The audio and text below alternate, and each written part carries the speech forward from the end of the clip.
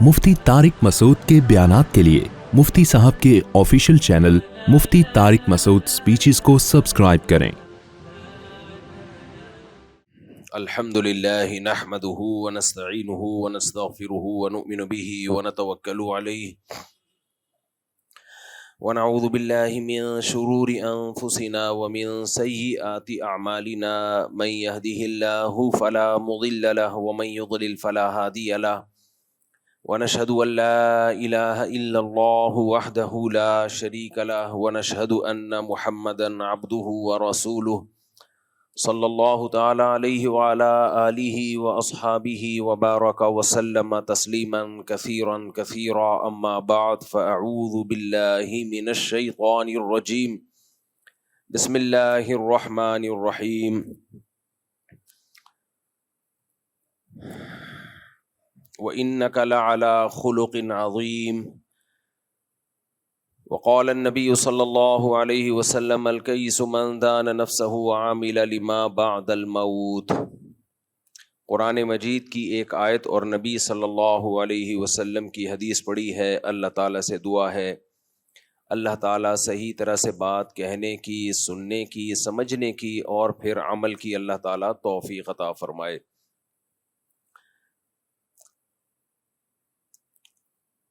پہلے زمانے میں اس بات کا لوگ بہت زیادہ خیال کیا کرتے تھے کہ کسی سے اصلاحی تعلق ہو اور ہم اس سے اپنی اصلاح کروائیں۔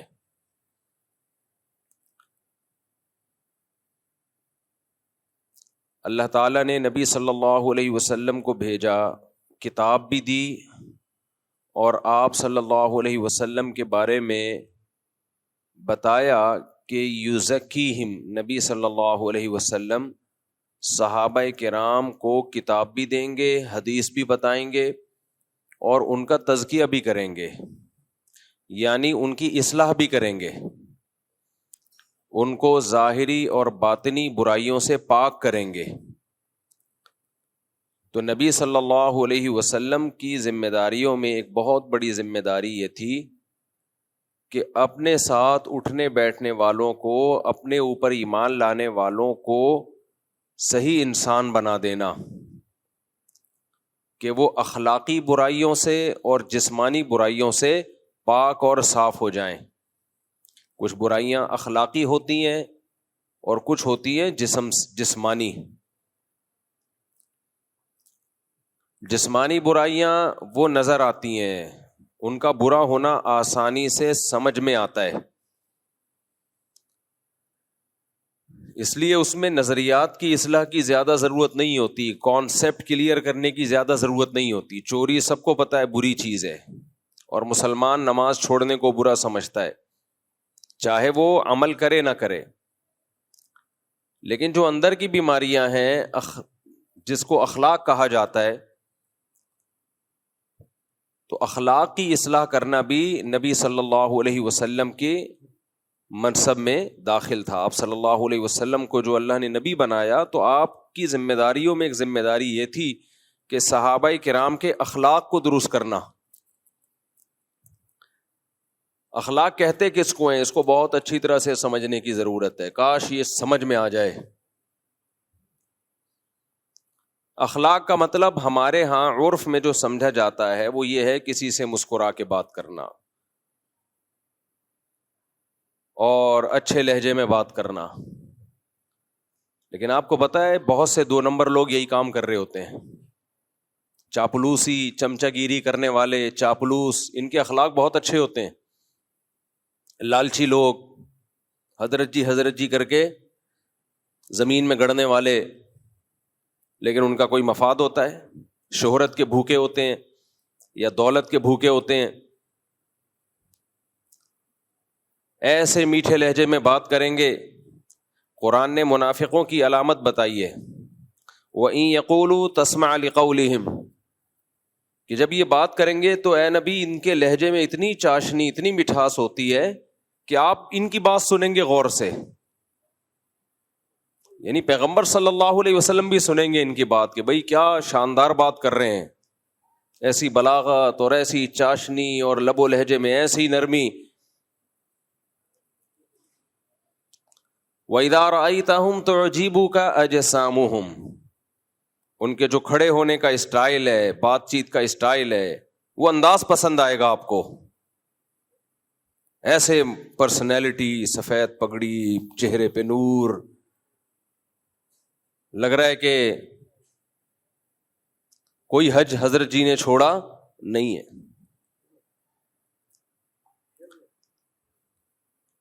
تو یہ بھی ایک اخلاق. تو خوب اچھی طرح سمجھ لیں، اخلاق کا مطلب صرف یہ نہیں ہوتا کہ لوگوں سے مسکرا کے بات کی جائے، یہ بھی اخلاق کا ایک مظہر ہے، با اخلاق لوگوں کی ایک ظاہری علامت ہے. لیکن اخلاق اس کو نہیں کہتے. اخلاق کسے کہتے ہیں؟ عربی میں یہ جو اخلاق کا لفظ ہے یہ جمع ہے خلق کی. کس کی جمع ہے یہ؟ خلق. خلق کہتے ہیں طبیعت کو، نیچر کو، جس پہ انسان کو ڈھالا جائے. اب گاڑی زبان استعمال کر رہا ہوں، تھوڑی آسانی سے سمجھاؤں گا. دیکھو، جس سانچے میں کسی چیز کو ڈالا جائے، لکوڈ چیز کو، وہ اسی سانچے کے حساب سے ڈھل جاتی ہے. کیا خیال ہے؟ ادھر توجہ کدھر؟ میری طرف. آپ اگر پانی جو لکوڈ ہی ہوتا ہے، آپ اس کو جگ میں ڈالو اور جما دو تو وہ جگ بن کے نکل آئے گا.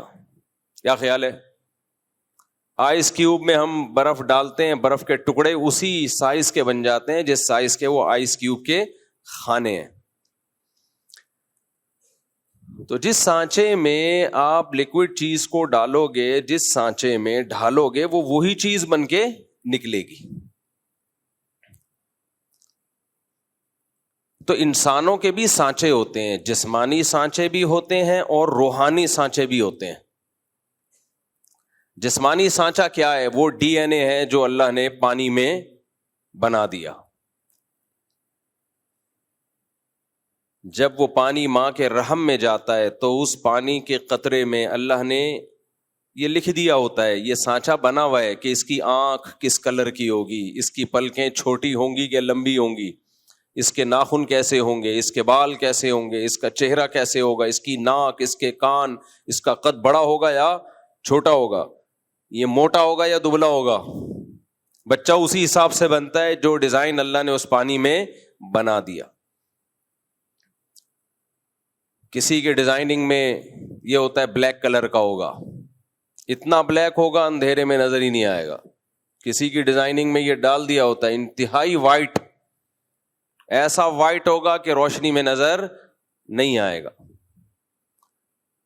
تو یہ ایک ظاہری سانچہ ہے جس میں اللہ انسان کو ڈھال دیتے ہیں. اس کو بھی خلق کہا جائے گا. تخلیق، خلق پیدا کرنے کو کہتے ہیں نا. اردو میں یہ لفظ سنا ہوگا بھائی، اردو میں خالق کسے کہتے ہیں؟ پیدا کرنے والا. تو خلق یہ خلق سے نکلا ہے. خلق جس سانچے میں پیدا کیا گیا، آپ کو ڈھالا گیا، اور اسی خلق کی جمع اخلاق آتی ہے. تو ایک جسمانی سانچہ ہوتا ہے، آپ کا ایک ظاہری اسٹرکچر ہوتا ہے، اور ایک آپ کا ایک باطنی اسٹرکچر ہوتا ہے. یہ جو باطنی اسٹرکچر ہے نا، کہ آپ کی عادات کیا ہوں گی، آپ کی طبیعت کیا ہوگی، لالچی ہوگے یا سخی ہوگے، بہادر ہوگے یا بزدل ہوگے، بے وفا ہوگے یا وفادار، مطلب پرست ہوگے یا شکر گزار ہوگے، شہرت کے بھوکے ہوگے، دولت کے بھوکے ہوگے یا استغنا کے ساتھ زندگی گزارو گے، فسادی ہوگے یا مصلح ہوگے. کچھ لوگ اصلاح کرتے ہیں لیکن مقصد اصلاح نہیں ہوتا، فساد ڈالنا ہوتا ہے.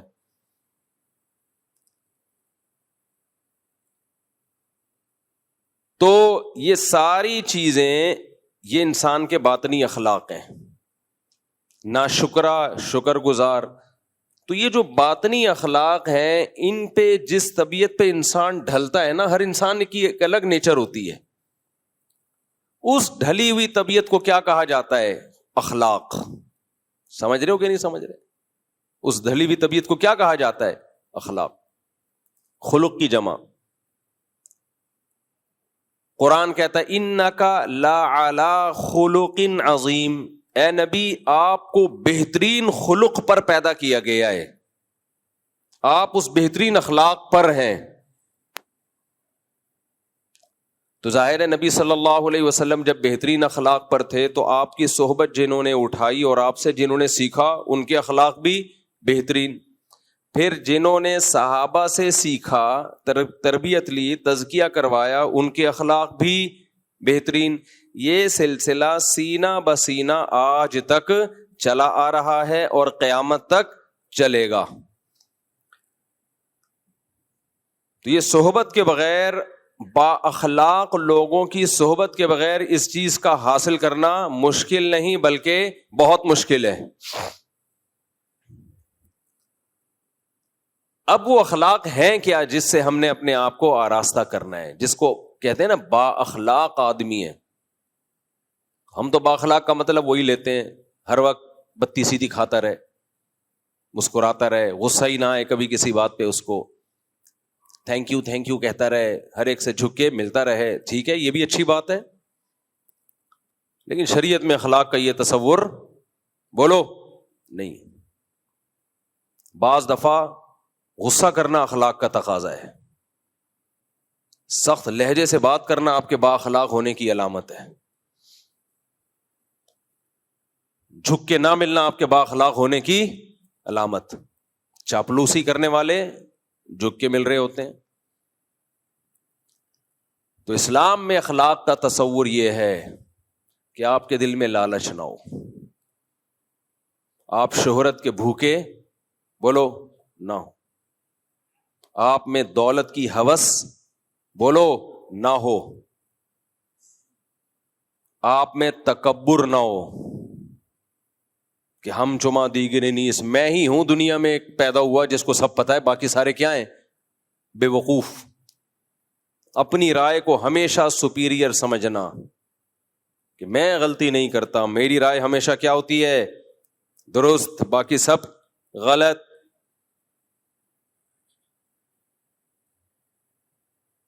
ناشکری، جنہوں نے کھلایا پلایا احسانات کیے، ان کی چھوٹی چھوٹی باتوں کو رائی کا پہاڑ بنا دینا، کسی شخصیت کے بڑے ہونے یا چھوٹے ہونے کا لحاظ کیے بغیر ہر ایک سے ایک جیسا معاملہ رکھنا، یہ بھی بد اخلاق کا آدمی کی علامت ہوتی ہے۔ کون خاندان کا بڑا ہے، کون آپ کا محسن ہے، نہیں بھائی سب کو ایک لاٹھی سے ہانکا جائے۔ عورت کا اپنے شوہر کو ویلیو نہ دینا، احترام نہ کرنا، وہ سمجھنا کہ میں اور یہ برابر ہیں، یہ بھی بد اخلاق عورت کرتی ہے ایسا۔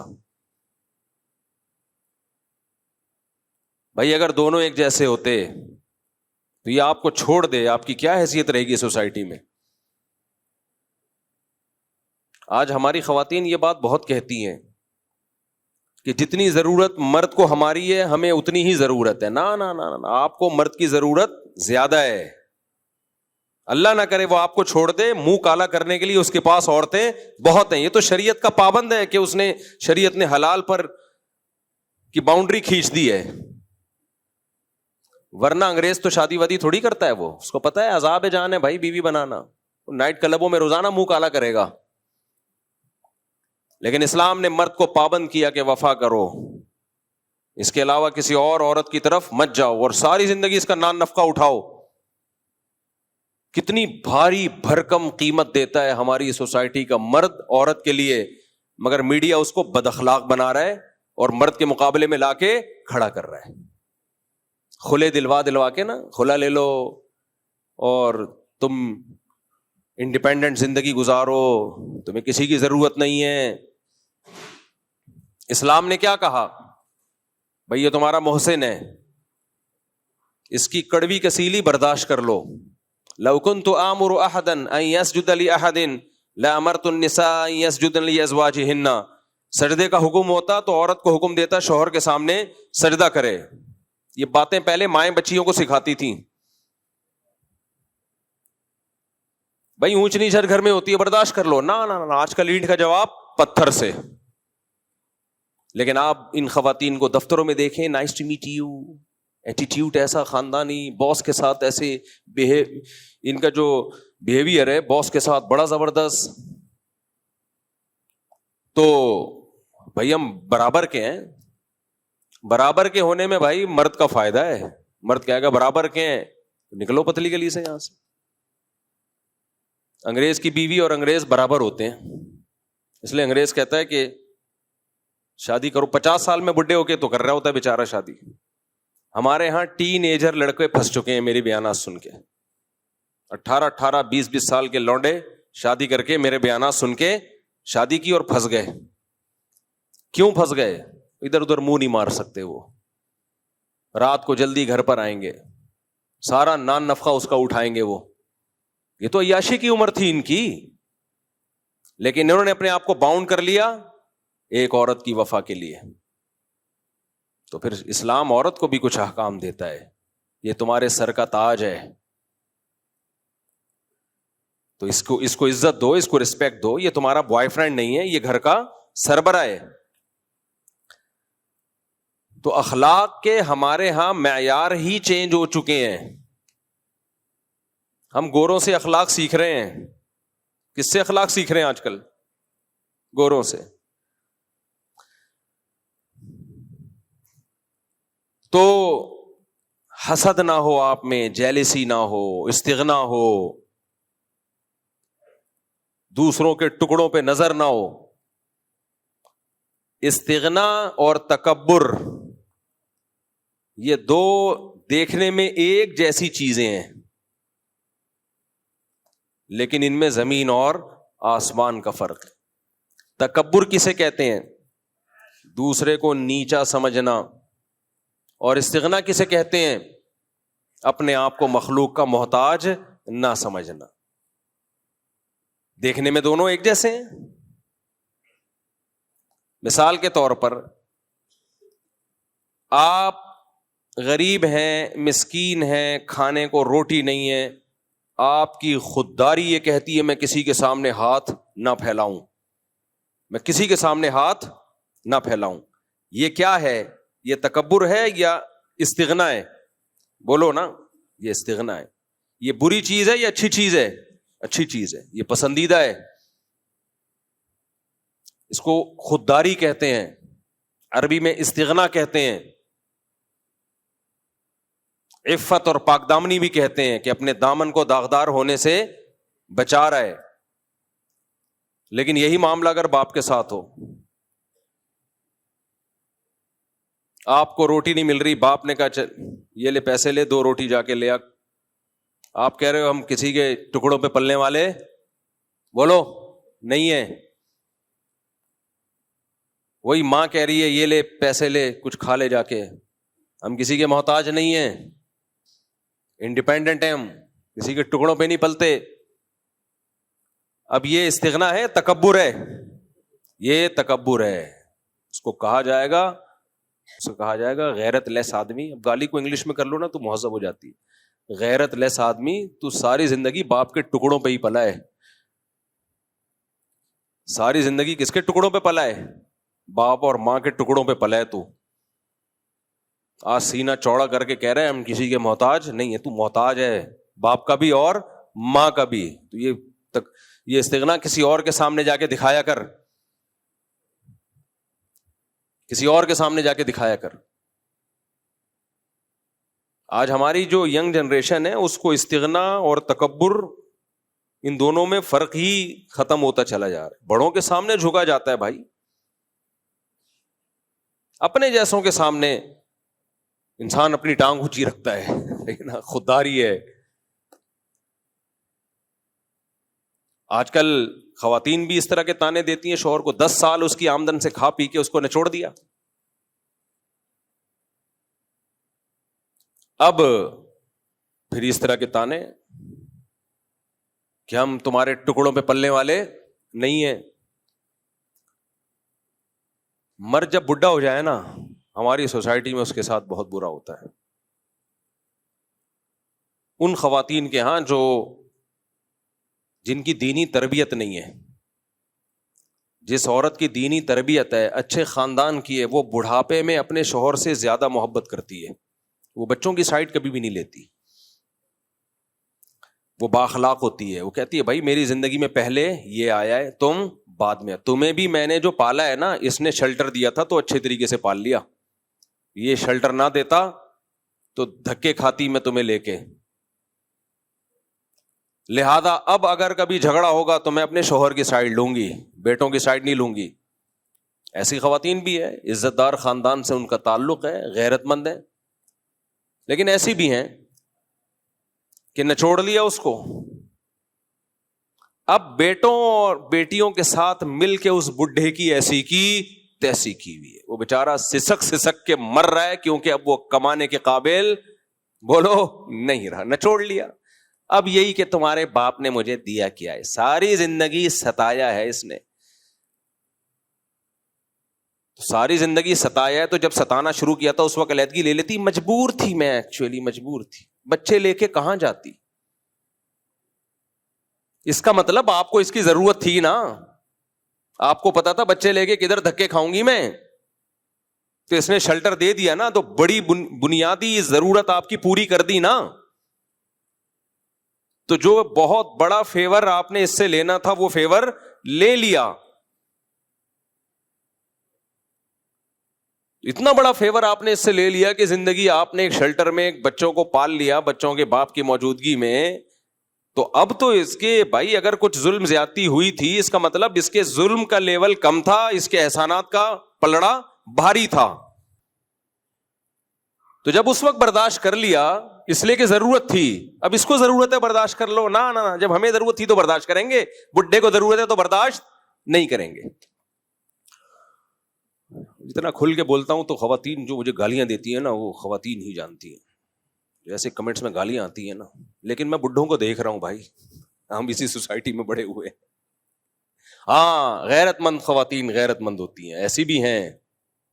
ہمارے حضرت فرمایا کرتے تھے میاں بیوی میں اصل محبت شروع ہی بڑھاپے میں ہوتی ہے.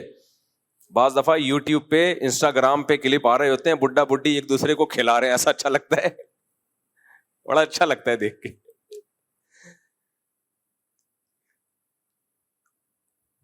وہ ایک انسٹاگرام یا ٹک ٹاک پہ ایک ویڈیو آئی, ایک بوڑھا بیچارہ بیٹھا ہوا ہے, وہ جو بڑھیا ہے اس کی بیوی, وہ اس کو کچھ دلیا کھلا رہی ہے.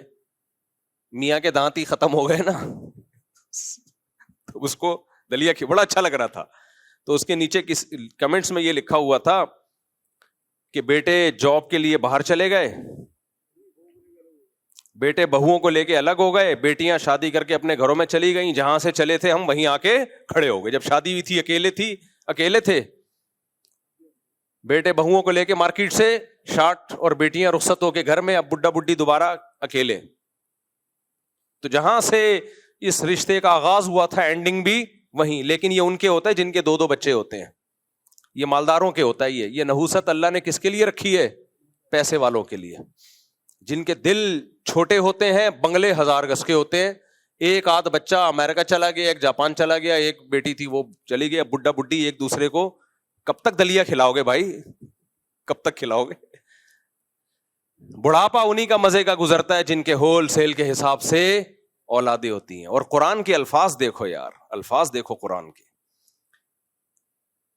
مشرکین مکہ میں ولید ابن عتبہ تھا, عتبہ ابن ولید تھا, نام میں بھول رہا ہوں اس کا, بڑا کافروں کا ایک سردار تھا, بہت ہی متکبر قسم کا.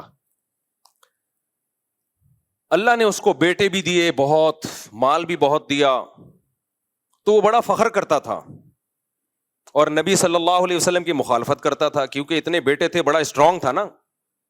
پہلے باپ بیٹوں سے کیا ہو جایا کرتے تھے؟ اسٹرانگ. باپ کو بتا ہوتا تو میرے بیٹے ہیں, کوئی مجھ پہ ہاتھ نہیں ڈال سکتا, اور میری ذمہ داری کس کی ہے؟ بیٹوں کی ہے. اب بھی ہوتا ہے لیکن مارکیٹ سے یہ چیزیں آہستہ آہستہ کیا ہو رہی ہیں؟ شارٹ ہو رہی ہیں. تو بیٹا ہی مارکیٹ سے شارٹ ہو رہے ہیں. 1-2 بچوں کو بیٹا تھوڑی کہتے ہیں. ایک بیٹا ہو گیا, پھر 1-2 بچی ہو گئی بیٹی, تو اس کو اولاد کہا جاتا ہے. مذاق ہے یار, اس کو کیا کہتے ہیں؟ اولاد. دیکھو ایک بات بتاؤں, کوئی آدمی لنگڑوں میں پیدا ہوا ہو نا, لنگڑوں میں, تو وہ سمجھتا ہے سارے لنگڑے ہی ہوتے ہیں. وہ کیا سمجھے گا؟ ارے ایک آدمی ایسے ہاسپٹل میں ایک بچہ پیدا ہوا جہاں سارے لنگڑے تھے، وہ بچہ بھی کیا تھا؟ لنگڑا. تو اسی میں بڑا ہو گیا، تو اس کا خیال ہوگا کہ دو ٹانگیں کسی کی بھی ہوتی نہیں ہے، نہ کوئی دوڑ سکتا ہے نہ کوئی چل سکتا ہے، وہ سمجھے گا یہ نیچرل ہے. فیملی پلاننگ والوں نے نا نسلیں روک روک کے آپ کے دماغ میں یہ ڈال دیا ہے کہ 2-3 بچے ہونا نیچرل ہے، زیادہ ہونا یہ نیچرل نہیں ہے، ایب نارملٹی ہے. تو کبھی جا کے دیکھا کرو جن کے گھر بچے زیادہ، ان کی خوشیاں دیکھا کرو جا کے، تمہیں پتا چلے گا اصل میں یہ نیچرل ہے. ہم فطرت سے ہٹ گئے ہیں، ہم فطرت سے ہٹ گئے ہیں. خیر یہ تو ایک الگ ٹاپک ہے جس میں میں بولتا رہتا ہوں، بہت ڈھیٹ آدمی ہوں میں، مرتے دم تک بولتا رہوں گا اس پہ. تو اب وہ جو سردار تھا اس کے بیٹے تھے، مال تھا، تو اللہ نے اس کو یہ بتایا کہ تم جو نعمتوں پہ اتنا فخر کرتے ہو، یہ نعمتیں تمہیں اللہ کے عذاب سے نہیں بچا سکتی. تو اس میں اللہ کے الفاظ ہی ہیں، یا ایھا المدثر قم فانذر وربک فکبر وثیابک فطہر والرجز فہجر ولا تمنن تستکثر ولا تمنن تستکثر ولا تمنن تستکثر. روزانہ فجر میں یہ سورت پڑھتا ہوں میں، میرے دماغ ادھر بیٹوں کی طرف جا رہا ہے نا. یا ایھا المدثر قم فانذر وربک فکبر وثیابک فطہر والرجز فہجر ولا تمنن تستکثر ولربک فاصبر فاذا نقر فی الناقور فذلک یومئذ یوم عسیر علی الکافرین غیر یسیر ذرنی ومن خلقت وحیدا وجعلت له مالا ممدودا وبنین شہودا. اللہ کہتے ہیں اس کو چھوڑ دو، اس کو ذرا چھوڑ دو، میں اس کو خود ہی نمٹوں گا.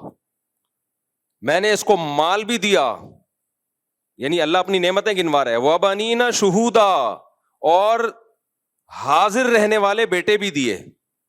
اس سے پتہ چلتا ہے بھائی بیٹے وہی اچھے ہوتے ہیں جو بڑھاپے میں حاضر ہوں. وہ بیٹے کسی کام کے نہیں ہے، بڑھاپے میں ایک امریکہ میں اور ایک کینیڈا میں جاب کر رہا ہو. بڑھاپے میں آپ کو بیٹے حاضر سروس چاہیے، تب فخر ہے آپ کے لیے. نہیں آئی میرا خیال ہے بات، دوبارہ سے بیان کر دوں جس نہیں سمجھ میں آئے گا. تم لوگ بھی بچے ہو، سمجھ میں بہت معذرت کے ساتھ نہیں آئے گا. فیملی پلاننگ والوں نے اتنا ڈس لیا ہے نا، ایسا کروڑوں اربوں روپے خرچ ہوئے ہیں ان تحریکوں پہ. ڈرامے بنائے گئے ہیں جن کے زیادہ بچے ان کا مذاق اڑایا جائے، لطیفے بنائے گئے ہیں، اور ایڈورٹائزمنٹ کی گئی ہے تاکہ ہماری نسل کم ہو، کیونکہ ان کی نسل بڑھ نہیں رہی ہے. تو انہوں نے کہا اپنے دشمنوں کی نسل ہی کم کر دو اگر ہماری بڑھ نہیں رہی ہے تو. خیر تو اللہ کہتے ہیں دیکھو میں نے کتنی نعمت دی انسان کو، میں نے اس کو مال بھی دیا، وبنین شہودا، اور بڑھاپے میں اس کے سامنے حاضر رہنے والے بیٹے بھی دیے. اللہ نے بیٹیوں کا ذکر اس لیے نہیں کیا، وہ تو رخصت ہو کے بہرحال گھر جائیں گی نا، وہ تو اپنے سسرال جائیں گی ہی جائیں گی. لیکن اللہ کہتے ہیں کتنی بڑی نعمت کے حاضر رہنے والے بیٹے دیے میں نے اس کو. تو اس سے پتا چلتا ہے بیٹا سچی مچی میں نعمت اسی وقت بنتا ہے جب وہ حاضر ہو. آج کل 1-2 بیٹے ہوتے ہیں وہ بھی حاضر نہیں ہوتے. کبھی خوشبو لگا کے نہ آؤ، میں تمہیں 1000 گز کے بنگلوں میں لے کے جاؤں گا اور بڈھوں کے حال دکھاؤں گا تمہیں، بڈھیا اور بڈھے کا حال بیچارے کا. بڑھیا کیا پڑی ہوئی ہوگی اور بڈھا ادھر پڑا ہوا ہوگا. صرف ایک کلپ آ جائے گا دلیا کھلاتے ہوئے، اس کے علاوہ کیا کریں گے. تو بیٹے وہی ہوتے ہیں جو آپ کے سامنے موجود ہوں، خیال کر رہے ہوں آپ کا، بڑھاپے میں آپ کا سہارا بن رہے ہوں، آپ کی خدمت کر رہے ہوں، آپ کو کھلا پلا رہے ہوں، اور احسان نہ جتلا رہے ہوں، فخر کر رہے ہوں. سمجھ میں آیا قرآن کیا کہہ رہا ہے؟ تو اس لیے میرے بھائی نسل بڑھاؤ اپنا بڑھاپے کے لیے، جلدی شادی کرو اور نسل کو بڑھاؤ. یہ جو آج کل ہے نا پیسہ ہی سب کچھ ہوتا ہے، بالکل بیکار قسم کی باتیں ہیں یہ. پیسہ ہی سب کچھ ہوتا تو سوئٹزرلینڈ میں سب سے زیادہ خودکشیاں نہ ہوتی. بعض موٹیویشنل اسپیکر بنے ہوئے ہیں اور پیسہ ہی سب کچھ ہوتا ہے، ان کا بڑھاپا دیکھنا حشر کیا ہوگا ان کا. ابھی سے پیش گوئی سن لو، پیسے میں ہی ڈوب کے مریں گے یہ. گرل فرینڈز رکھتی ہیں جب پیسہ زیادہ آتا ہے. اولادیں دیر سے ہوتی ہیں کیونکہ عیاشی میں لگے ہوئے ہوتے ہیں, کیونکہ پیسہ بہت. لیکن عیاشی کی ایک عمر ہے, اس کے بعد آپ کے دانت ہی اس قابل نہیں رہتے کہ آپ کھا سکو, اور آپ میں ڈیزائرز ہی ختم ہو جاتی ہیں ایج کے ساتھ بڑھنے کے ساتھ ساتھ. گولیاں کھا کھا کے عیاشی کر رہے ہوتے ہیں, اس سے اور کباڑا ہو جاتا ہے. اس لیے حلال میں اللہ نے برکت, نعمت, خوشیاں رکھی ہیں. حرام میں لذت کی مثال ایسے جیسے کوئی چرس اور ہیروئن پی کے مزے اڑا رہا ہو. تو یہ مزے تھوڑی دیر کے تو ہیں, لیکن اس سے آپ کی زندگی کے حقیقی مزے کرکرے ہو جائیں گے. حلال کی لذتیں اللہ آپ سے چھین لے گا, اور جب وہ چرس ہیروئن نہیں ملے گی تو عذاب میں آؤ گے. یہی حال زانی کا ہوتا ہے, اور جو حرام عیاشیاں کر رہے ہوتے ہیں انہی کا یہ حال ہوتا ہے. تو یہ بات یہاں آئی کہاں سے؟ یہ جو بنی نا شہودا حاضر سروس بیٹے, یہ بات آئی کہاں سے؟ نہیں وہ تو میں نے بیان کر دیا, لیکن یہ موضوع یہاں چینج کیسے؟ میں تو اخلاق کی بات کر رہا تھا نا. ہے ہاں, سانچے میں انسان کو اللہ نے ڈھالا ہے اخلاق. ہاں میں اس کی بات کر رہا تھا کہ با اخلاق عورت, اس کو نہیں کہتے کہ تھینک یو سے بات کرے ہر ایک سے. با اخلاق عورت جو کہ ہوتی ہیں بہت ساری غیرت مند خاندانوں کی, وہ جب میاں بڈھا ہو جاتا ہے, ویسے تو ہوتا بوڑھا ہے لیکن میں اس کو بڈھا جان کر کہہ رہا ہوں کیونکہ لگتا بوڑھا نہیں ہے, بڈھا لگ رہا ہوتا ہے بیچارہ. وہ سمجھ رہے ہو نا, وہ بوڑھا نہیں لگ رہا ہوتا, وہ کیا لگ رہا ہوتا ہے؟ بڈھا, یعنی اس کی عزت نہیں ہوتی. تو غیرت مند عورت کیا کرتی ہے بڑھاپے میں؟ اپنے بچوں کے ساتھ مل کے اپنے ہسبینڈ کو ستاتی نہیں ہے, ہسبینڈ کو ستاتی نہیں. ایک صاحب یو کے سے آئے میرے پاس, پرانا قصہ ہو گیا, کسی کو پتہ نہیں چلے گا, نہ ان کو پتہ چلے گا, ان کی بات ہو رہی ہے. کہتے ہیں لندن کے مزے مفتی صاحب صرف ظاہری ہیں. کہتے ہیں ہم اپنے بچوں کو لندن لے گئے تھے کہ ہم ان کو وہاں اچھا پڑھائیں گے, وہاں گٹر نظر ہی نہیں آتے, ڈھکن کی بات تو ہمیں تو گٹر نظر آتے ہیں تو پھر ہم دیکھتے ہیں ڈھکن ہے یا نہیں ہے. وہاں تو انڈر لائن گٹر ہیں, پتہ ہی نہیں چلتا گٹر ہے کہاں, اس لیے اس میں گر کے مرنے کا سوال ہی پیدا نہیں ہوتا. تو سڑکیں اور زبردست انوائرمنٹ, یہ خود اپنی کارگزاری مجھے سنا رہے ہیں. وہ کہہ رہے ہیں میں یہاں اپنے بچوں کو اچھا پال سکتا تھا. میں نے کہا اچھا نہیں, بہت اچھا. بچوں کو پالنے کے لیے کہاں لے کے جاؤ؟ لندن. بیوی کو بھی بچوں کو بھی. کتنا خرچہ کیا کہ اس ماحول میں اپنی وائف کو اور بچوں کو پالوں گا تاکہ لگے کوئی پڑھے لکھے لوگ ہیں. بیچارے ادھر ہی آئے تھے جب میں نے مرغیاں نہیں رکھی ہوئی تھی یہاں پہ. ہماری جو ہسٹری ہے نا وہ مرغیوں سے اٹیچ ہے. یہ اس دور کی بات ہے جب یہاں مرغیاں ہوا کرتی تھیں. یہ ایک درد دل ہے. لوگ اپنے بتاتے ہیں نا عید سے پہلے کی بات ہے یا شادی سے پہلے کی بات ہے یا فلاں واقعہ. تو میری نظر میں ایک عظیم واقعہ تھا جب یہ یہاں مرغیاں, تو اب میں لوگوں کو ہسٹری ایسی بتا رہا ہوتا ہوں. یہ مرغیوں سے پہلے کا واقعہ ہے, یہ مرغیوں کے بعد کا واقعہ ہے. تو یہ اس دور کی بات ہے جب یہاں مرغیاں ہوا کرتی تھیں. تو وہ آئے مجھے کہنے لگے مفتی صاحب اتنا خرچ کیا میں نے بیوی پہ, بچوں پہ, اور وہاں لے جا کے ان کو سیٹل کیا, لیکن وہ ذرا ضرورت سے زیادہ ماڈرن ہو گئے. اور اب میں جب ریٹائر ہوا ہوں تو میری 2% کی حیثیت میرے گھر میں بولو نہیں, کیونکہ تربیت تو ہے نہیں. انگریز تو یہ سکھاتا ہے کہ اگر آئس کریم بچے نے ماں سے منگوائی اور ماں نے نہیں دی تو پولیس بلا کے کمپلین کرو. جو انگریز بچوں کی یہ تربیت کر رہا ہو, جب بچے ماں کے محتاج ہیں اس وقت یہ سکھا رہا ہو, تو جب ماں کے محتاج نہیں ہوں گے اس وقت کیا سکھا رہا ہوگا؟ کافر میں خوب سمجھ لو, کافر میں کوئی خیر نہیں ہے, خوب سمجھ لو. خیر کا منبع سرچشمہ صرف اسلام ہے. چند ظاہری رویوں کو انہوں نے اخلاق کا نام دے دیا ہے, یہ کوئی اخلاق نہیں ہے. یہ مینرز تو ہر ایک میں پیدا کیے جا سکتے ہیں ایزیلی, تھوڑی سی ٹریننگ دو, تھینک یو آ جائے گا زبان پہ. قربانی دینا دوسروں کے لیے, مال اور جان قربان کرنا اپنی ماں کے لیے, اپنے باپ کے لیے, اپنے رشتوں کے لیے, یہ اس سوسائٹی کو اس کی ہوا بھی نہیں لگی ہے. ہم تو یہاں جانتے ہیں 10 سال سے باپ کو لکوائے اولاد خدمت کر رہی ہے, قوم میں گیا ہوا ہے باپ, 10 سال سے اس کے پیمپر بھی چینج ہو رہے ہیں, کبھی پیشانی پہ اولاد کی لکیریں نہیں آتی. ہمارے ایک دوست ہے, ان کے گھر میں گیا, 8-9 سال ہو گئے تھے ان کے باپ کو قومے میں, اور وہ بندہ کوئٹہ کے تھے, وہ جاننے والے, روزانہ والد کے پیمپر چینج ہو رہے ہیں, روزانہ ان کو نہلایا جا رہا ہے, ان کے خیال کیا جا رہا ہے, بیگم بھی بیٹے بھی, نہ بیگم کی پیشانی پہ لکیریں نہ اولاد کی پیشانی پہ لکیریں. یہ وہ ہیں جن لڑکیوں نے نہ کالج میں پڑھا, نہ یونیورسٹی میں پڑھا, نہ ڈاکٹر بنی, نہ انجینئر بنی, اور نہ کوئی بہت ہی کوئی ان کو انگریزوں کی موٹیویشنل اسپیکر کو سن کے انہوں نے مینرز سیکھے.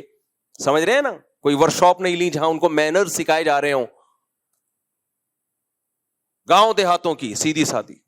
لیکن اپنی ماں کو خدمت کرتے ہوئے دیکھا کہ میری ماں نے میرے باپ کی کیسے خدمت کی ہے, تو آج وہ اپنے شوہر کی ویسے ہی خدمت کر رہی ہیں. کوئی بات نہیں بھائی, اس نے ہمیں گھر دیا, اس نے ہمیں ٹھکانہ دیا, اب یہ میرا میاں اگر قومے میں چلا گیا ہے, اور مرد بھی ایسے ہی کرتے تھے,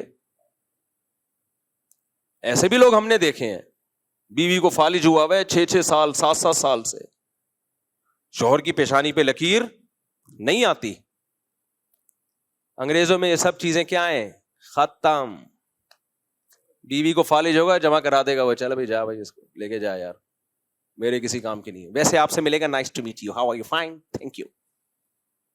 ہم لوگ ملتے ہیں, گالیوں سے شروع کرتے ہیں, گالیوں پہ ختم کرتے ہیں. اس کو وہ اخلاق کہتے ہیں. ایسا ظرف پیدا کرو میرے بھائی. تو 8 سال سے میں نے دیکھا وہ اپنے باپ کی خدمت کر رہا ہے. وہ کوئٹہ کا پٹھان دوست ہمارا, اب بھی ہے وہ, اب تو اس کے والد کا انتقال ہو گیا, اللہ مغفرت کرے. تو میں نے کہا یار اتنی ٹف آپ کی روٹین ہے, لیکن چہرے پہ مسکراہٹ. کہہ رہے سعادت سمجھ کے کرتا ہوں,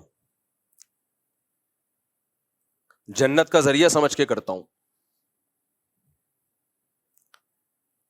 تو وہ جو صاحب تھے نا یو کے, وہ مجھے کہنے لگے کہ مفتی صاحب بہت خرچ کیا اپنے بیوی بچوں پہ, زندگی لٹا دی, اپنے لیے کچھ نہیں بچایا.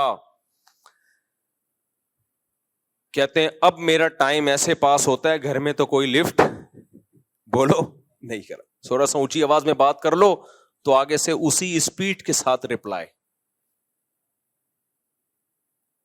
ہمارے ایک دوست ہیں, وہ سمجھ نہ جائیں کہ ان کی بات ہو رہی ہے, ان کے ابا کہیں UK چلے گئے, تو ابا تو دیسی اسٹائل کے تھے, انہوں نے وہیں جا کے بھی ڈانٹ ٹپٹ شروع کر دی, یہ بچہ کیا کر رہا ہے, یہ کیا کر رہا ہے, یہ میرا پوتا کیا کر رہا ہے, میرا نواسا کیا کر رہا ہے.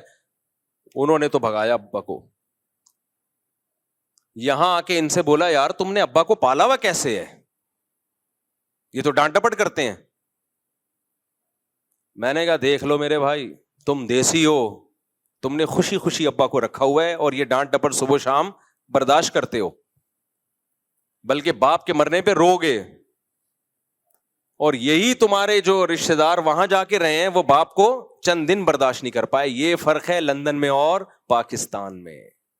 ہم ڈھکن لیس, گٹر ڈھکن لیس لوگ ہیں, لیکن اخلاق لیس بولو نہیں ہے. یہ جو ہمارے گٹروں کے ڈھکن نہیں ہے, یہ تو ہمارے حکمرانوں کی وجہ سے نہیں ہے بھائی, یہ تو ہمارے حکم. انڈیا ڈرا کیوں ہے ہم سے؟ اس نے جب کراچی کا حشر دیکھا, انہوں نے بولا ایسا حشر انہوں نے ہمارا کر دیا, ہمارا تو کسی کو منہ دکھانے کے قابل نہیں رہیں گے ہم لوگ. کیا خیال ہے بھائی؟ انہوں نے دیکھا کہ یار انہوں نے اپنے ملک کا جو حشر کیا ہوا ہے, ہمارے ملک پہ قبضہ کر کے اگر انہوں نے یہی کر دیا. ویسے ان کا بھی کوئی اتنا اچھا حال نہیں ہے, یہ تو ہم ویسے ایک لطیفے کے طور پہ بتاتے ہیں. وہاں بھی کوئی ایسا نہیں ہے کہ ڈیولپمنٹ کے کام ہو رہے ہیں اور اس کو انہوں نے سوئٹزرلینڈ بنا دیا ہو. خون ہمارا ایک ہی ہے. تو وہ مجھے کہنے لگے کہ مفتی صاحب بہت برے حالات میں ہوں, نہ بیگم لفٹ کراتی ہے اور نہ بچے. تو میں نے کہا پھر ٹائم کیسے پاس ہوتا ہے؟ کہتے شام کو ایک تھڑا ہے, میرے جیسے سارے بڈھے وہاں جمع ہوتے ہیں ستائے ہوئے, میرے جیسے سارے بڈھے وہاں بولو جمع ہوتے ہیں جو کہہ رہے سبتا کا تقریباً یہی حال ہے، الا یہ کہ کسی کو اللہ نے دین پہ چلنے کی توفیق عطا فرمائی ہو. تو سارے بڈھے جتنے بھی ہیں جو ریٹائر ہو گئے، جاب سے ریٹائر ہونا تو سمجھ میں آتا ہے، گھر سے بھی ریٹائر ہو گئے.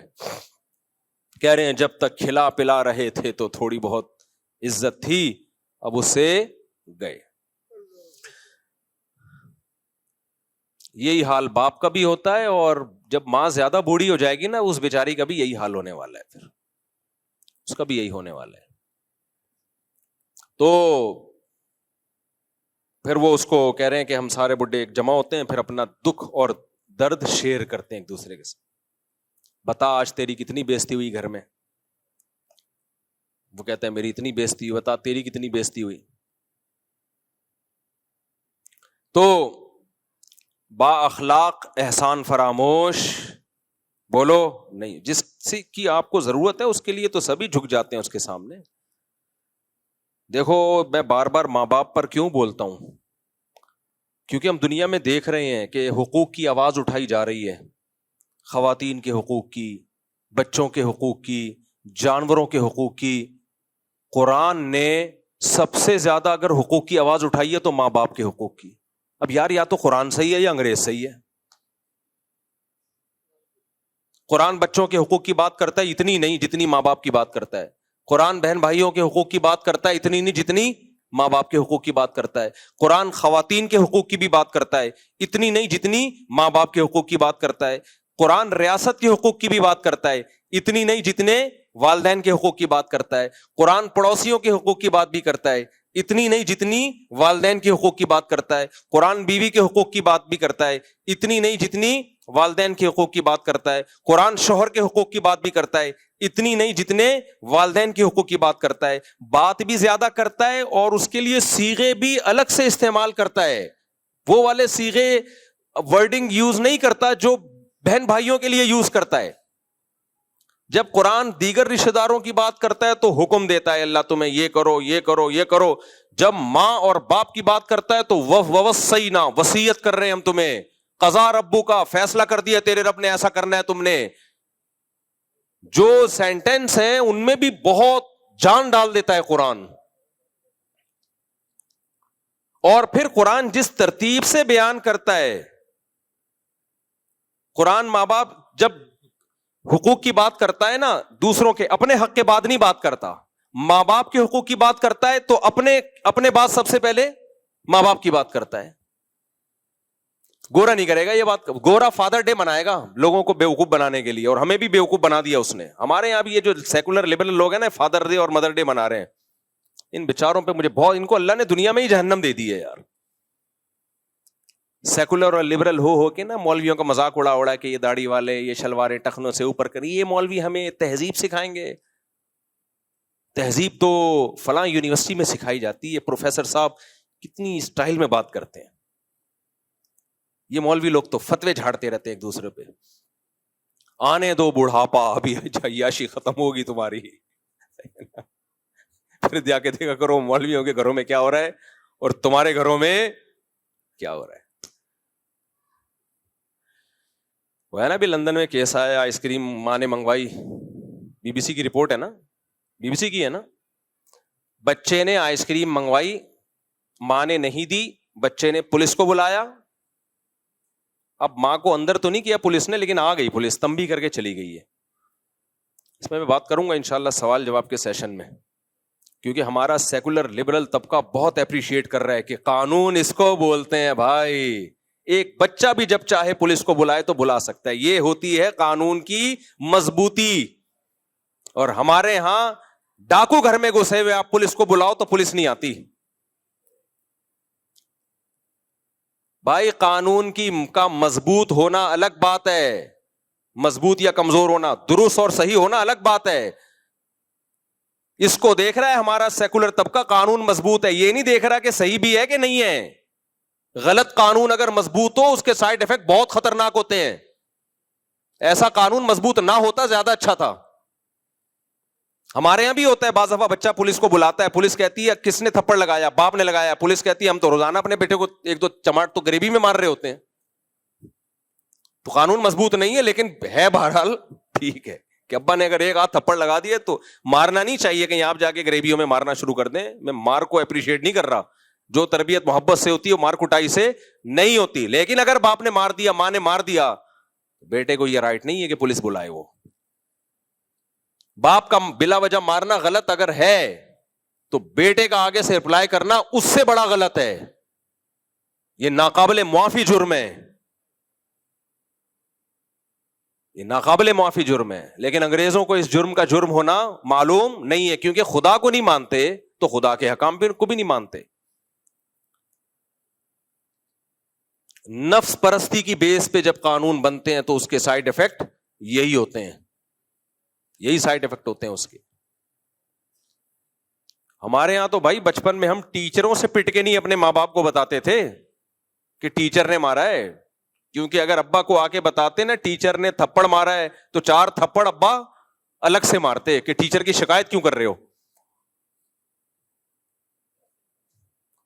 باقی کو ٹیچر زیادتی بھی کرتے ہیں، بے تحاشا مارتے ہیں، اس کو میں کبھی بھی اپریشیٹ نہیں کرتا. بلا وجہ مارتے ہیں، اپنی غصہ کہیں اور کا ہوتا ہے، نکالتے کس پر ہیں؟ بچوں پہ. وہ تو ناجائز ہے. میں تو صرف ایک سمجھانے کے لیے کہ پہلے کیا ادب سکھایا جاتا تھا. میں مار کو پروموٹ نہیں کر رہا کہ ٹیچروں کو چاہیے بچوں کو تھپڑ شپڑ مارا کریں، اس کو پروموٹ نہیں کر رہا. صرف یہ بتا رہا ہوں کہ اگر ٹیچر نے کبھی ہاتھ اٹھا لیا ہے کبھی کبھار تو شکایت بنتی نہیں ہے. ایسے چھوئی موئی نسلیں وجود میں آ رہی ہیں، ماں باپ ڈر رہے ہوتے ہیں اپنی اولاد سے. الٹا سیٹ اپ. یہ جو حدیث میں آتا ہے نا ان تلد الامۃ ربتہا، قرب قیامت میں باندی اپنے آقا کو جنے گی. عورت جس بچے کو پیدا کرے گی وہ بچہ عورت کا باپ بن کے حکومت کرے گا اپنی ماں پہ. وہ آج نظر آ رہا ہے. باپ بیٹوں کو نہیں جن رہا، باپ اپنے باپ کو جن رہے ہیں. کیونکہ ماں باپ آج کل ایسا بچوں کے سامنے ان کے مزاج کا خیال کر رہے ہوتے ہیں کہ کہیں ہمارا بیٹا یا بیٹی اس کی صنف نازک پہ گرا نہ گزرے. کہیں ہم نے یہ بات کہہ دی پورا ناپ تول کے، ایسا نہ ہو کہ بچے کو برا لگ جائے. اتنا اس میں ایسا احتیاط سے کام لیتے ہیں، کوئی ذرا سا کچھ اونچ نیچ نہ ہو جائے. ابے بھائی یہ باپ ہے. میں اکثر ایک واقعہ سناتا ہوں نا، پرانا ہو گیا پتہ نہیں چلے گا.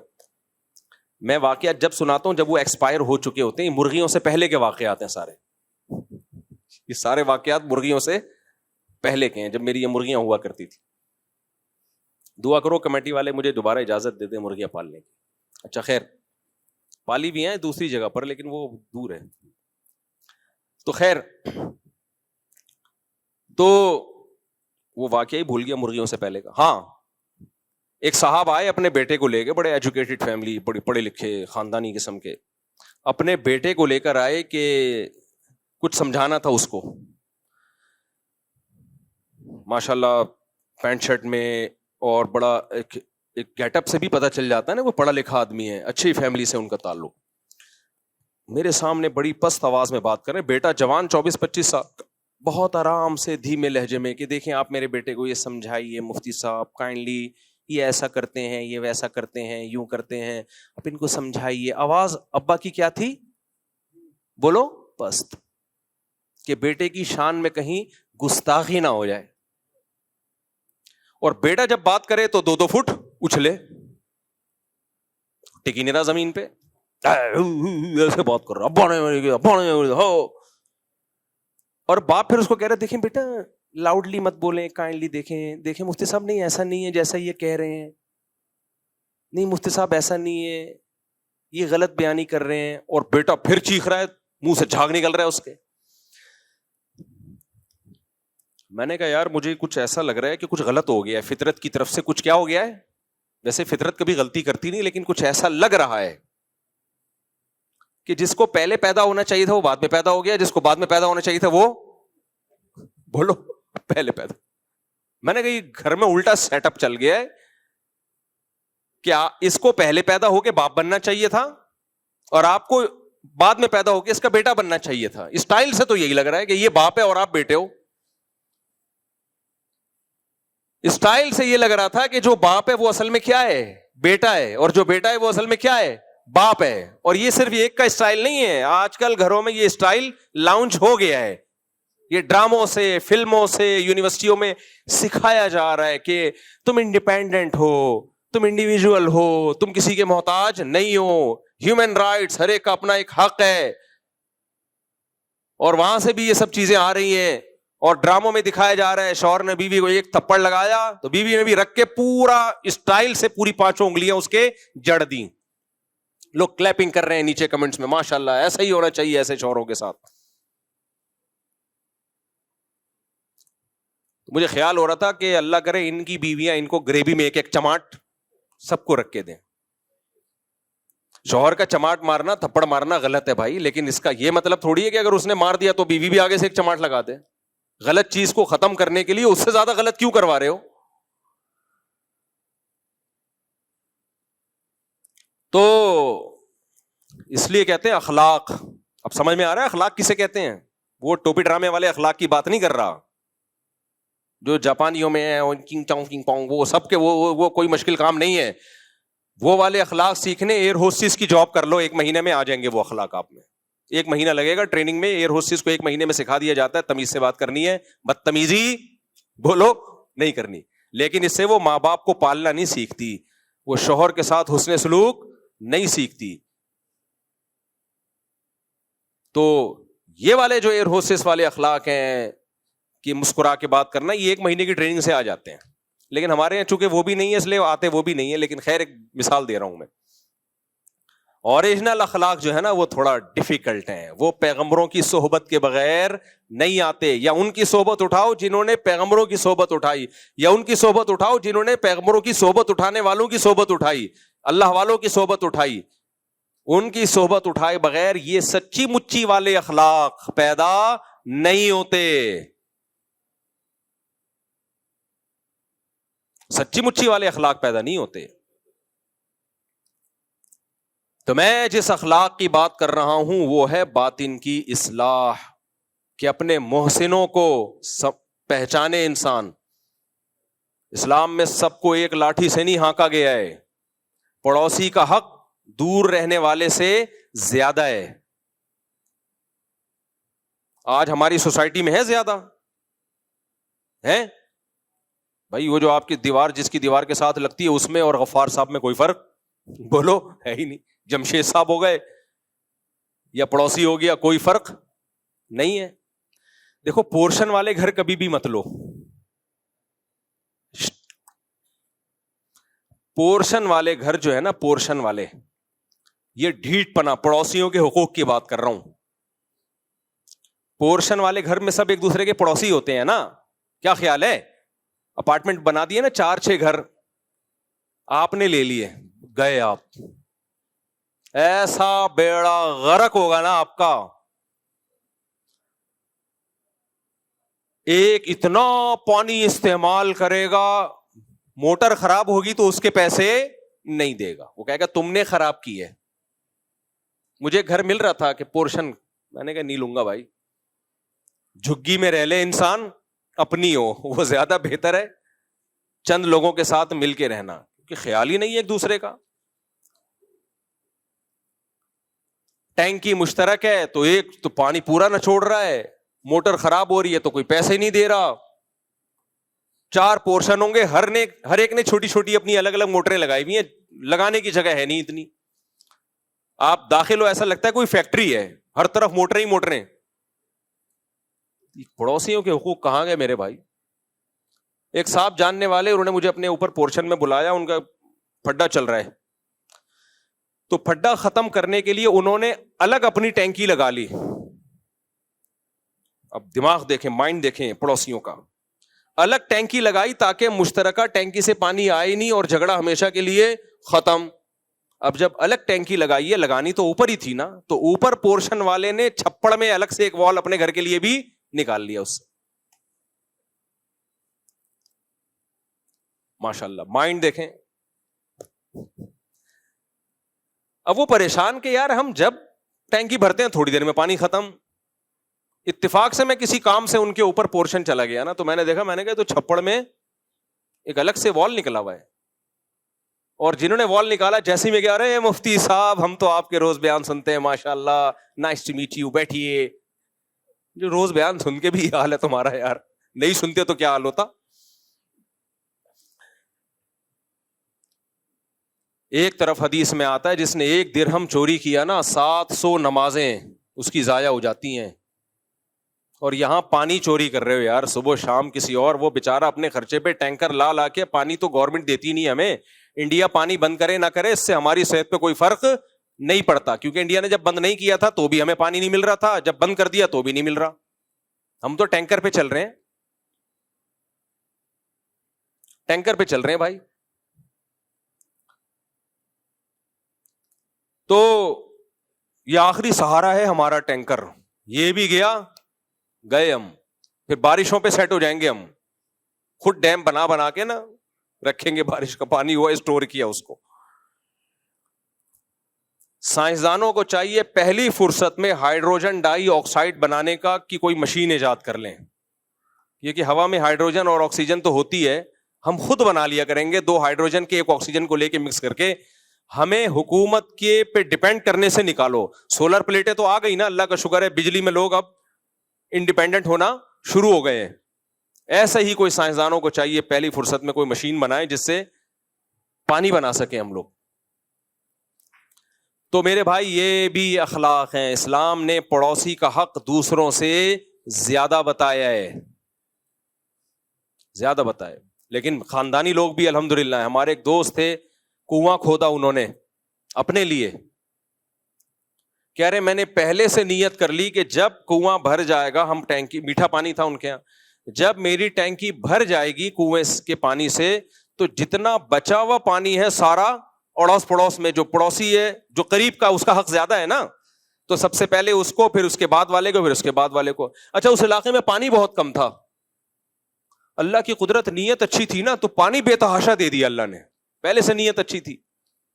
کہہ رہے میں اپنی ٹینکی بھر لیتا ہوں, اس کے بعد پورا محلہ اس کنویں سے فائدہ اٹھاتا ہے, سب آگے بھر کے جا رہے ہیں. میں نے کہا تمہاری نیت اچھی تھی تو اللہ نے برکت دی ہے. صحیح حدیث ہے, نبی صلی اللہ علیہ وسلم نے فرمایا کہ ایک شخص نے بادلوں میں آواز سنی کہ جا فلاں کی زمین پہ جا کے برس, اے بادل جا فلاں کی زمین پہ جا کے برس. کہہ رہے میں حیران ہوا کون غیبی آواز لگا رہا ہے بھائی, بادل کو فلاں کی زمین پہ برسایا جا رہا ہے. تو اس نے اس زمین والے سے پوچھا کہ بھائی تو کون سا ایسا عمل کر رہا ہے کہ بادل کو اسپیشل آرڈر دیا جا رہا ہے کہ تیری زمین پہ جا کے برس. کہہ رہے جو پیداوار ہوتی ہے 1/3 اس میں سے اللہ کی راہ میں صدقہ کرتا ہوں میں.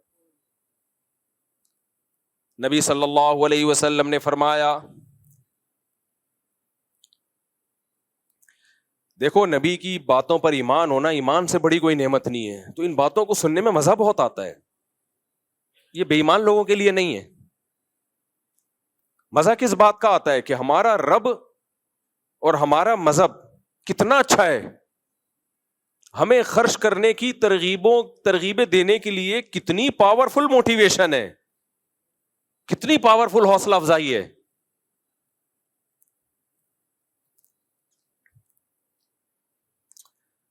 نبی نے فرمایا کہ روزانہ 2 فرشتے صبح کے وقت میں یہ ندا لگاتے ہیں, دعا کرتے ہیں. صبح جیسے ہی ہوتی ہے نا, جس علاقے میں صبح ہوگی 2 فرشتے یہ دعا مانگتے ہیں, اے اللہ جو آج کے دن خرچ کرے گا نا مخلوق پہ, اس کے مال کو بڑھا دے, اور جو ہاتھ روکے گا اس کے مال کو ضائع کر دے. اللہ ویسے بھی یہ کام کر سکتا تھا نا, لیکن اللہ نے اس کام کے لیے 2 فرشتوں کی ڈیوٹی لگا دی ہے کہ روزانہ صبح اٹھ کے یہ دعا مانگنا. تو اللہ کو بڑے دل والے پسند ہیں, چھوٹے دل والے پسند بولو نہیں. اللہ چھوٹے دل کا ہے, بڑے دل کا ہے, بڑے دل کا ہے. یہودیوں نے کہہ دیا تھا کہ اللہ ہمیں ترسا ترسا کے کھلاتا ہے, معاذ اللہ. وقالت الیہود ید اللہ مغلولہ, یہودی کہتے تھے اللہ کے ہاتھ تنگ ہیں, بہت تھوڑا تھوڑا دیتا ہے. اللہ کو اتنا غصہ آیا, قرآن کی آیتیں نازل ہوئیں, فرمایا غلت ایدیہم, ان کمبختوں کے ہاتھ بند ہیں, وَلُعِنُوا بِمَا قَالُوا, جو انہوں نے کہا ان پر لعنت, بل یداہ مبسوطتان, اللہ کے دونوں ہاتھ کھلے ہوئے ہیں. دیکھو اللہ معاذ اللہ نقل کفر اگر بخیل ہوتا تو اللہ کو یہ تانا سن کے غصہ آتا؟ بولو نا. کسی کنجوس کو تانا دو نا کہ تو خرچ نہیں کرتا اور سب بچاتا ہے، کہ تھینک یو آپ نے میری تعریف کی، میں ایک قناعت پسند انسان ہوں اور الحمدللہ فیوچر کے لیے بچاتا ہی رہتا ہوں، میں کوشش ہے کہ قبر میں بھی ساتھ لے کے جاؤں میں. شکریہ، آپ کے منہ سے اپنی تعریف سن کے بہت خوشی ہوئی، یوں بولے گا نا. لیکن جب سخی کو آپ کنجوس بولتے ہو نا تو بولے گا کنجوس ہوگا تو، کنجوس ہوگا تیرا باپ، کنجوس ہوگا تیرا دادا، کنجوس ہوگی تیری ماں، وہ ایسے بولے گا. تو سخی آدمی کو کنجوسی کا تانا سن کے غصہ آتا ہے اور کنجوس کو کنجوسی کا تانا سن کے خوشی ہوتی ہے کہ یار، جیسے ایک چور کو جج نے کہا کہ تم نے کمبخت ایسے بہترین طریقے سے چوری کی ہے کسی کو پتہ ہی نہیں چلا. کہتے ہیں آپ پہلے آدمی ہیں جو میرے فن کی تعریف کر رہے ہیں، ورنہ میں اس قابل کہاں ہوں. کیونکہ چور کے لیے تو یہی خوشی کی بات ہے نا کہ میں ایسے چوری کروں کسی کو پتہ ہی نہ چلے. تو چور چوروں میں فخر کر رہا ہوتا ہے. ابے تو چپل چوری کرتے ہوئے پکڑا گیا، ہم نے تو بینکوں کو لوٹا ہے، کسی کو کانوں کان خبر نہیں ہوئی. تو دوسرا چور کہتا ہے یار سلوٹ ہے آپ کو. لیکن عزت دار آدمی کو آپ چور بول دو، اس کو خوشی ہوگی. چور کو آپ بولو یار بڑا ایکسپرٹ چور ہے، کہہ کے تھینک یو. عزت دار آدمی کو آپ بولو چور، وہ بولے گا چور ہوگا تو، چور ہوگا تیرا باپ. تو یہودیوں نے اللہ کو بول دیا بخیل، معاذ اللہ کنجوس. اللہ کو اتنا غضب آیا، فرمایا یہ کنجوس ہیں، ان پر لعنت. بل یداہ مبسوطتان، اللہ کے دونوں ہاتھ کھلے ہوئے ہیں. ينفق کیف یشاء، جیسے چاہتا ہے لٹاتا ہے بندوں پہ. تو بتاؤ اللہ کو کنجوس پسند ہے یا سخی پسند ہے؟ اور کنجوس کی دو قسمیں ہوتی ہیں، بس یہ کہہ کے بیان ختم کر رہا ہوں. ایک کنجوس، ایک ماں کنجوس. کراچی کی زبان میں کیا کہتے ہیں بولو؟ کنجوس تو وہ ہوتا ہے جو سخاوت نہیں کر رہا، اور ماں کنجوس وہ ہوتا ہے جو دوسرے کا جائز حق بھی نہیں دے رہا. مالک مکان کو کرایہ نہیں دے رہا کم بخت ٹائم پہ.